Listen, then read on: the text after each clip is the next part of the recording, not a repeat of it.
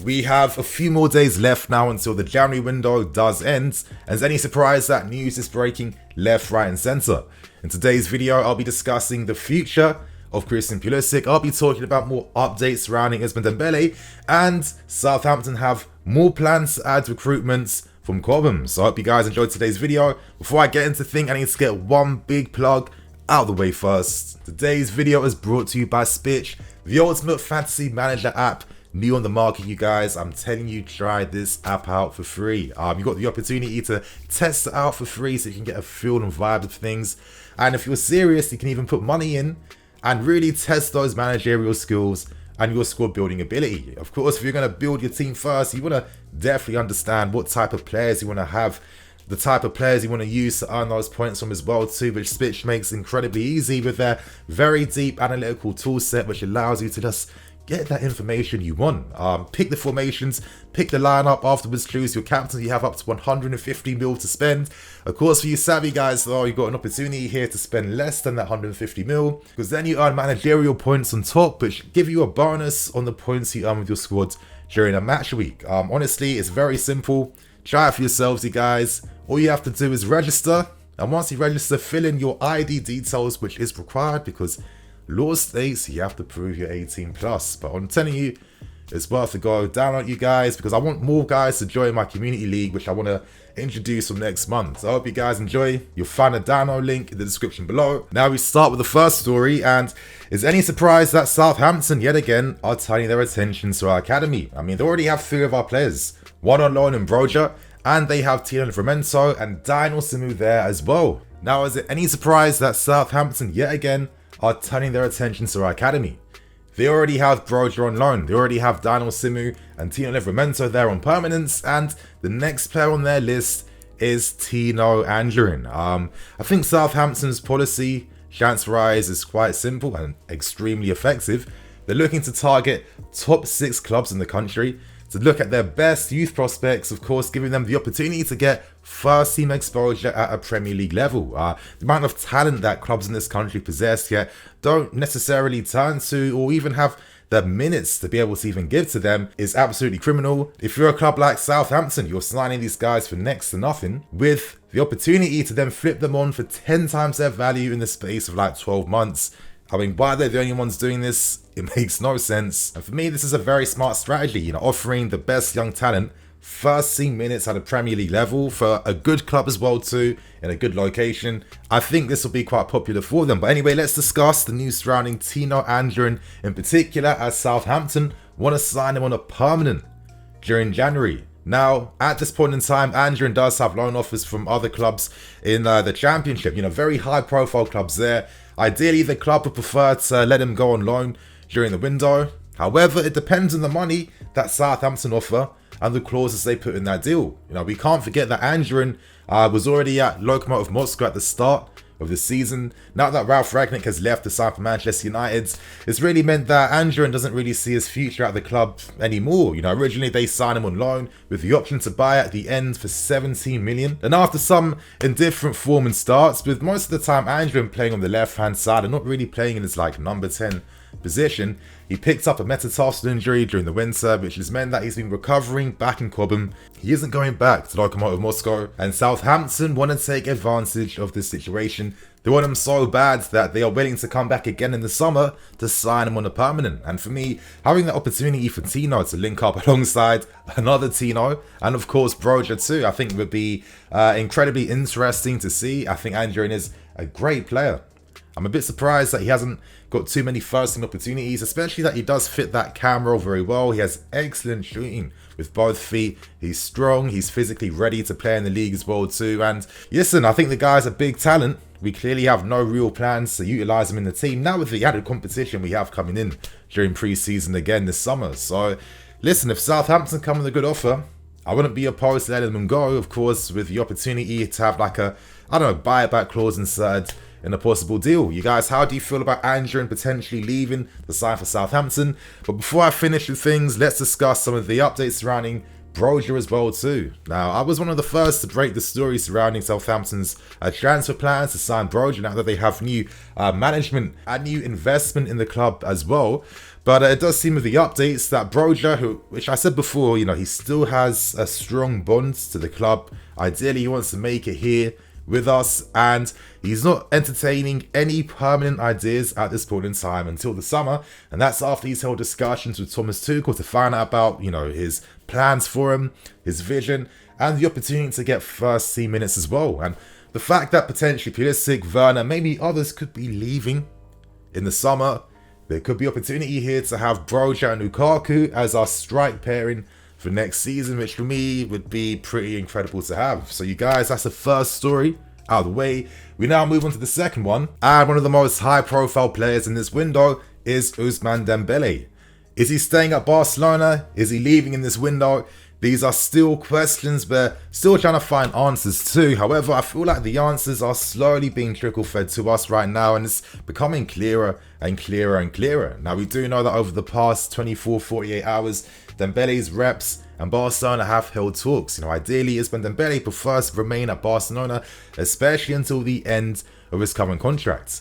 That is a risk that Barcelona ideally don't want to take because, of course, if they still can't reach any agreements, then he can leave for nothing and then they're going to be screwed financially. On one hand, though, Barcelona have told Ousmane Dembele, the offer we've given to you, we are not looking to budge from this. This is our final offer. You either accept it or you don't. And it's really come down to the contractual offer made by Barcelona. And of course, maybe the proper assurances of like first team minutes to make sure that he's always going to be safe throughout his career, that Dembele and his team still aren't getting those assurances for. So Barca have said, listen, if you're not going to accept this deal, you'll have to leave in January, with reports coming out suggesting that they even told his agent in Sissoko, the clubs that you're talking to over the availability of Dembele, I suggest that you speak to them now so they can get some business done to sign this guy this window. It seems Barcelona are very happy to the idea of letting Dembele leave on loan. This could be great. They're bringing in a big loan for you to imagine it's going to be at least, 10 mil? And on top of that, you're paying off some of his wages as well. In the long run, especially for what it means they could do to revamp their squad in the summer, this could be the perfect thing for them. Are Barcelona even preparing for life away from Dembele? Reports are coming out from Spain and from England too, suggesting that they are very close now to signing Adama Traore on loan from Wolves. Again, I think Adama's one of those low-key players that when he plays at a high level will get a lot more respect. Yeah, it's a very mad signing.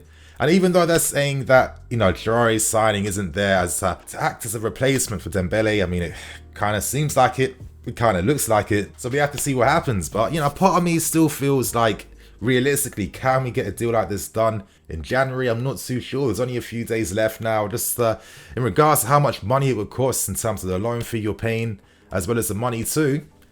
Is there enough time to even get that done? Or maybe I'm not seeing things right. Maybe on the other hand, it is the perfect time now to make your first big move for Dembele. If you can get him in January, that gives you another 6 months, 5 months to persuade him why you need to remain with us so we can sign you on a permanent, on a free at the end of the season. That could work out in our favour. We know that him and Tuchel have a deep respect and fascination for each other. They would love to work with each other again. I'd love to see what Tuchel would do with Dembele now that we're starting to get some glimpses into the future of a potential, back four system being the main system we end up using.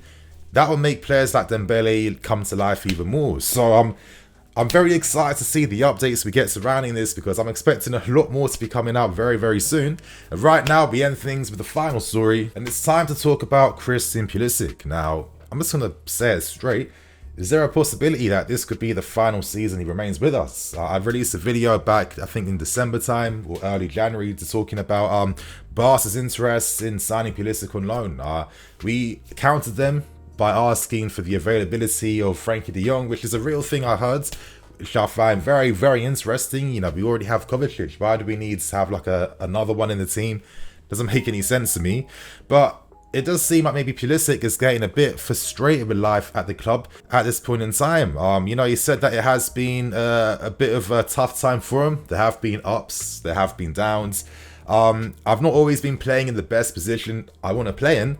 I think it's a good quality though to be versatile and be able to play in all kinds of positions and have different strengths in the field. But it's not the first time that we've heard of other players talking about how they've been used and maybe not fulfilling their potential playing in their best position. Tuchel said and admitted himself, I think last month, maybe Pulisic isn't playing his best position, but surely getting minutes is better than getting no minutes, for sure.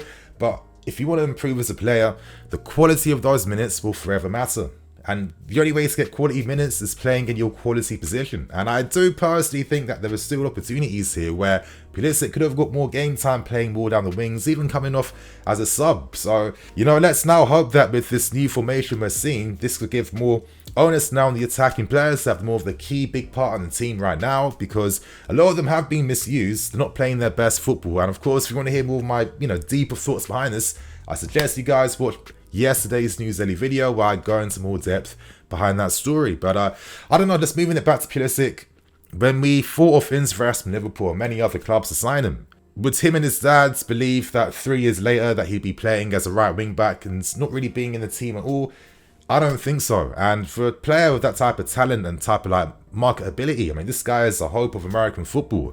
Is not necessarily good enough in that sense, and I don't think we can be surprised or dumbfounded by the fact that eventually maybe Pulisic might be a bit frustrated by that and could decide to take his future into his own hands. I think this is kind of like a common sense reality. I don't think football players at this level are too hard to understand what drives them, what they need, what they want, what makes them happy.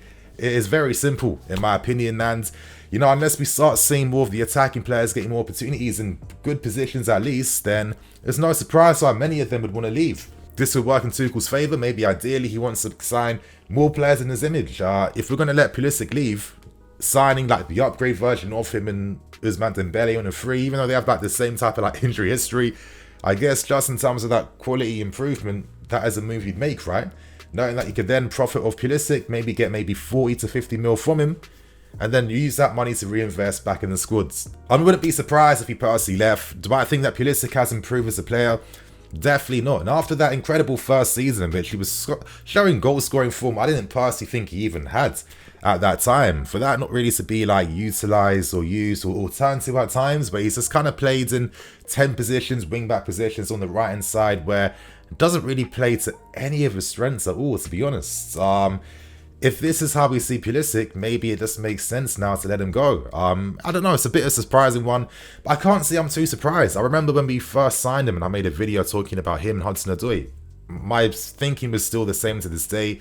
It doesn't make sense that we've got two top young talents fighting for one position in the team, and then following 12 months later, you sign Timo Werner, where now these two top young talents have to compete with each other just to be able to compete against Timo Werner. And then when you have someone like Tuchel as well too, where there's one less attacking spot in the team, you're making it even harder, and it just doesn't seem like the most sensible use of funds, as I'm always saying. And if you're going to sign these young players, have an actual career path and plan for them.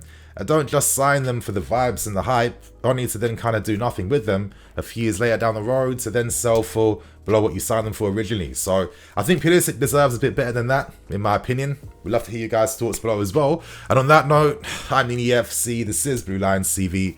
I'll catch you guys later with some more videos. Cool.